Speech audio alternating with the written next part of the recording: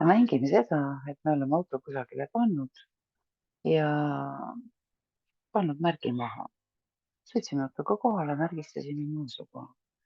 Hiljem aga tahame seda autot uuesti üles leida. Selleks vajame Google Maps'i. Kellel seda ei ole, see läheb ja võtab Play poest. Käivitame Maps'i. Salvestused.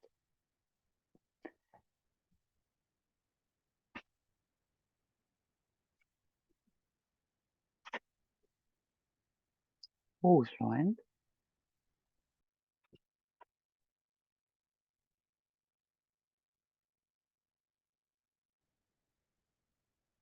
Privaatne jagatud kohanda salvestus.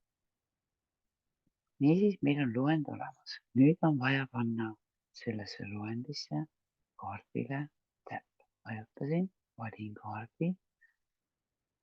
Kui ma tahan märgistada oma asukohta, kui ma autost väljun, siis ma jätan selle sinise täppi peale. See sinine täpp on tegelikult minu asukoht.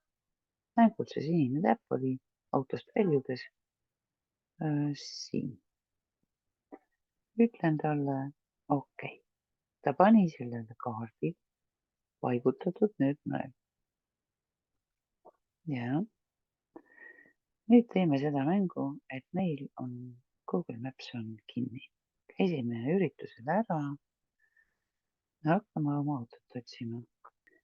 Avame uuesti Maps'i. Võtame lahti, ta mäletab, kus ma viimati olin. Salvestused, auto asukoht. Ja läheme vaatame, kus see auto siis on. Juhised. Hakka siit minema, mine mööda seda teed ja sa jõuad autoni. Ma loodan, et on arusaadav.